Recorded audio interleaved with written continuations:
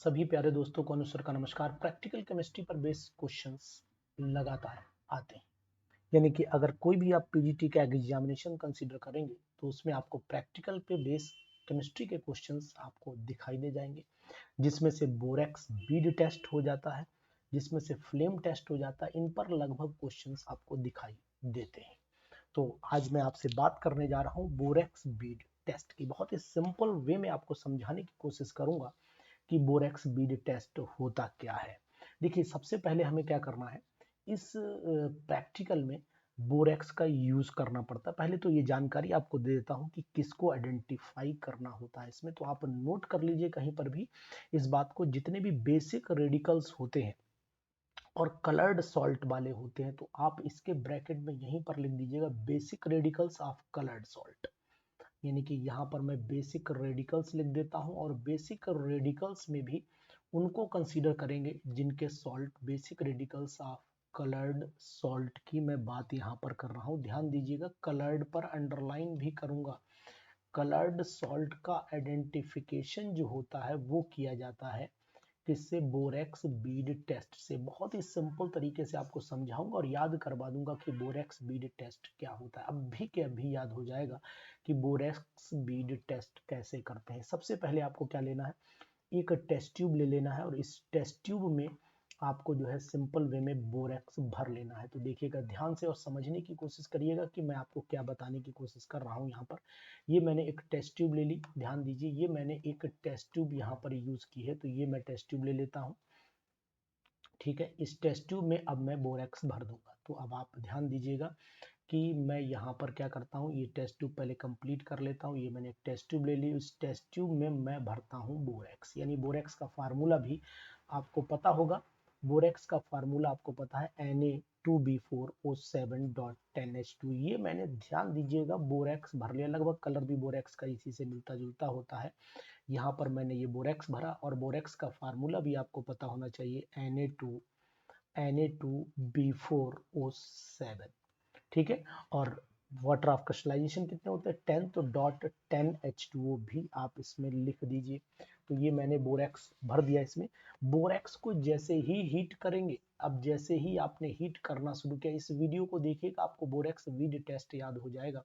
जैसे ही मैंने इसको हीट किया, तो हीट करने पर सबसे पहली कंडीशन होगी कि भैया वाटर इवोपरेट हो जाएगा। तो यहाँ से मैं वाटर को इवोपरेट करा दे रहा हूँ, यानी कि टेस्ट ट्यूब की जो कंडीशन है वो आपको कैसी दिखाई देने लगेगी वो मैं बता रहा हूँ। तो ध्यान दीजिएगा, ये मैंने इस तरीके से इसी टेस्ट ट्यूब को कंटिन्यू किया, और कंटिन्यू करने के बाद इसी टेस्ट ट्यूब में आपका जो येलो कलर का था वो तो अब थोड़ा सा डार्क येलो हो जाएगा, क्योंकि इसमें से वाटर इवोपरेट हो जाएगा। और जब वाटर इवोपरेट हो जाएगा तो कंडीशन थोड़ी सी लाइट, यानी कि कहने का तात्पर्य ये आपको बिल्कुल वाटर यहाँ से इवोपरेशन पर जो कंडीशन दिखाई देगी वो मैं आपको यहाँ दिखाने की कोशिश कर रहा हूँ। इस बात का ध्यान दीजिएगा। तो थोड़ा सा कलर इस तरीके से कर दे रहा हूँ, तो ये आप कलर ऐसा ले लीजिएगा। अब यहाँ से वाटर का इवोपरेशन में करा रहा हूँ, तो वाटर इस तरीके से ये वाटर इवोपरेट हो गया, यानी कि यहाँ पर 10H2O तो बेचारे बाहर चले गए। ये हमारे पास में जो बचा है वो केवल अब Na2B4O7, बिल्कुल याद हुआ ना, Na2B4O7 बचा, यानी कि हीट करने पर हमारी ये कंडीशन तैयार हुई। अब इसको भी अगर मैं हीट कर देता हूं, यानी कि जो कंडीशन आपको नेक्स्ट दिखाई देने वाली बोरेक्स बीड टेस्ट आपको पूरा समझ में आएगा। तो इसको जैसे ही मैं हीट करता हूं, अब यहां से B2O3, यानी कहने का मीनिंग है कि बोरिक एनहाइड्राइड बनेगा, और साथ में बनेगा सोडियम मेटाबोरेट। तो जैसे इसको आपने हीट किया, तो जो अंदर का पार्ट है वो दो पार्ट में डिवाइड होकर के आपको मिलेगा, यानी कि एक तो मिलेगा 2NaBO2 जिसका नाम है सोडियम मेटाबोरेट, और साथ में मिलता है B2O3 बोरिक एनहाइड्राइड। तो नाम भी मैं लिख देता हूँ सोडियम, यहाँ लिख देता हूँ सोडियम मेटाबोरेट, मैंने लिख दिया सोडियम मेटाबोरेट, सोडियम मेटाबोरेट, और इसका नाम लिख दिया बोरिक एनहाइड्राइड। जो अब आपको जो बोरिक एनहाइड्राइड मिला हुआ है, इसको हम लोग बिल्कुल ट्रांसपेरेंट बीड के फॉर्म में होती है, यानी कि ये कंडीशन जो है वो आपको ऐसी दिखाई देगी। मेरा पेन आपको भले ना दिखाई दे, लेकिन मैं आपको ट्रांसपेरेंट बीड बताने की कोशिश कर रहा हूँ, तो मैंने थोड़ा सा येलो कलर यहाँ पर यूज किया। ये ट्रांसपेरेंट बीड आपको यहाँ पर मिल जाएगी। तो ये ट्रांसपेरेंट बीड किसकी मिली, बोरिक एनहाइड्राइड की मिली। मैंने ढक दिया, इसके ऊपर ही मैं लिखूंगा, अभी मैं लिखूंगा तो आपको ये दिखाई देने लगेगा। तो यहाँ पर मैंने लिख दिया दोबारा B2O3, बोरिक एनहाइड्राइड की ये ट्रांसपेरेंट बीड हमें मिल जाती। तो मैं इसको ट्रांसपेरेंट बीड इस तरीके से लिख देता हूँ, आपके दिमाग पर प्रिंट करने की कोशिश कर रहा हूँ कलर को यूज करके। अब बोरिक एनहाइड्राइड जो हमें मिला, इसको हम डिफरेंट सॉल्ट के साथ में गर्म करके देखते हैं कि क्या हमें मिलता है। तो यहाँ पर मैं लिख लेता हूँ B2O3, थोड़ा सा पेन थिकनेस ज़्यादा है, कम कर लेता हूँ और आपको परफेक्टनेस बताने की कोशिश करूंगा कि जिससे कि आप समझ जाएं। यहाँ पर मैंने B2O3 ले लिया। अब ये B2O3 जो लिया हुआ है, इसमें मैं क्या क्या डालने की कोशिश करूंगा वो देखिएगा और समझने की कोशिश भी करिएगा। पूरी तरीके से आप समझ जाएंगे कि आखिरकार मैं कहना क्या चाह रहा हूं। अब ये B2O3 लिया, अगर मैंने इसको कॉपर सल्फेट के साथ में गर्म किया, यानी कि फ्लेम टेस्ट है, ऑक्सीडाइज करने की कोशिश कर रहा हूं, यानी यहाँ पर मैं कॉपर सल्फेट के साथ में अगर इसे गर्म करता हूं तो कॉपर का सॉल्ट मिलेगा, यानी कॉपर मेटाबोरेट जिसे बोल सकते हो आप, CuBO2 का होल ट्वाइस बन जाएगा, दो वैलेंसी है और साथ में SO2 गैस निकल जाएगी। ये कलर आपको कैसा दिखाई देगा, ये कलर आपको ब्लू दिखाई देगा। अभी मैं आपको याद भी करवा देता हूँ। अगर आप इसी कॉपर जो आपको मिला हुआ है, इसी तरीके का कोई और सॉल्ट ले लीजिए, आयरन का कोई सॉल्ट ले लीजिए, है ना, जैसे कि मान लीजिए सपोज कर लेते हैं कॉपर का आपने ले ही लिया है। अब आप इसी तरीके से, यहाँ पर अक्सर कलर पूछे जाते हैं, अगर आपने आयरन का सॉल्ट लिया है, आयरन का कोई भी सॉल्ट लिया है, तो फिर यहाँ पर आपको आयरन यानी कि ग्रीन कलर का डार्क ग्रीन मिलना चाहिए।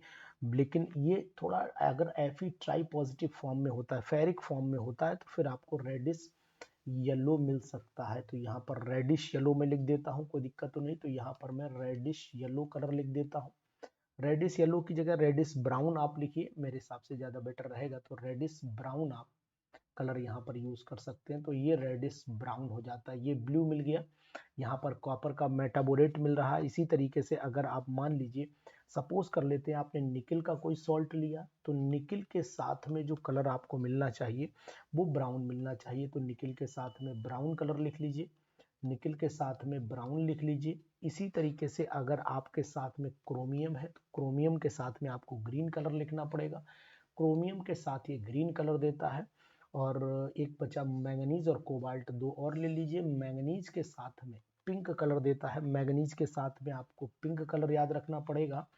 और एक बचा हमारा कोबाल्ट, कोबाल्ट के साथ में ये ब्लू कलर देता है। तो इतने अक्सर एग्जामिनेशन में पूछे जाते हैं कि कॉपर के साथ में ब्लू याद रखिएगा, कोबाल्ट के साथ में ब्लू याद रखिएगा, निकल और आयरन के साथ में ब्राउन याद रखिएगा, क्रोमियम के साथ में ग्रीन याद रखिएगा। आपको अक्सर सभी कलर याद हो जाएंगे। फिर भी अगर आपको लगता है कि सर कलर याद होने में थोड़ी सी दिक्कत लग रही है, तो फिर मैं आपको कलर का तो तरीका नहीं, लेकिन हाँ लाइन सीरीज बता सकता हूँ कि आप याद रखिएगा। यहाँ पर मैं बोल रहा हूँ कॉपर, कॉपर को क्रोध, कॉपर को क्रोध आया, आया मतलब आयरन, कॉपर को क्रोध आया, निकिल ने निकिल निकिल मांगे, कॉपर को क्रोध आया, निकिल मांगे हैं। तो ये ध्यान दीजिएगा, कॉपर को क्रोध आया, निकिल माने। अब यहाँ पर सिंपल आपको क्या करना है, कॉपर को क्रोध आया में यहाँ से यहाँ तक चलिएगा। इन दोनों का कलर मैंने अभी आपको बताया कि इन दोनों का कलर आपको याद रखना पड़ेगा, ये ब्लू हो जाएगा। और क्रोमियम है, ये ग्रीन याद रख लीजिएगा, ये थोड़ा सा कलर आपको ग्रीन याद रखना है। इन दोनों के कलर लगभग ब्राउन है, तो वही आपको यहाँ पर रेडिश ब्राउन या रेडिश येलो, अगर चाहो तो रेडिश येलो बोल सकते हो, रेडिश येलो बोल दो, कोई दिक्कत नहीं है। और यहाँ पर आपको ये ब्राउन बोलना पड़ेगा और लास्ट में आपको ये पिंक बोलना पड़ेगा। तो ये कलर आप याद रखिएगा। इसी सीरीज में आपको ये बोरेक्स बीड टेस्ट याद हो जाएगा। अब आप बोरेक्स बीड टेस्ट की एक बार फिर दोबारा क्लू कर लीजिए कि सबसे पहले सर बोरेक्स बीड टेस्ट में क्या हुआ था। बोरेक्स बीड टेस्ट में सबसे पहले हमने बोरेक्स को लिया और बोरेक्स को मैंने गर्म कर दिया। जैसे ही बोरेक्स को गर्म किया, इसका वाटर को इवोपरेट करा दिया। जैसे ही वाटर इवोपरेट हुआ तो यहाँ पर ये crystallization, water of crystallization remove हो गया। इसको मैंने हीट कर दिया। जैसे मैंने हीट किया तो आपका यहाँ पर सोडियम मेटाबोरेट बना, और सोडियम मेटाबोरेट बनने के बाद यहाँ पर हमें गोल्डन कलर की, अगर मैं कहता हूँ गोल्डन क्या बोर यानी जो बीड मिलती है, वो बीड ट्रांसपेरेंट बीड होती है, बिल्कुल ट्रांसपेरेंट बीड होती है, जैसे मोती की तरह, बिल्कुल सिंपल। इस ट्रांसपेरेंट बीड के साथ में अगर मैंने कॉपर का सॉल्ट लिया तो ब्लू मिलना चाहिए, आयरन का सॉल्ट लिया तो रेडिश ब्राउन या रेडिश येलो लिख सकते हो। निकल के साथ में ब्राउन मिलता है, क्रोमियम के साथ में ग्रीन मिलता है, मैंगनीज के साथ में पिंक मिलता है, और कोबाल्ट के साथ में ब्लू मिलता है। ये कलर आप यहाँ से भी याद कर सकते हो, है ना। कॉपर को क्रोध आया, कॉपर को क्रोध आया, निकल मान गई।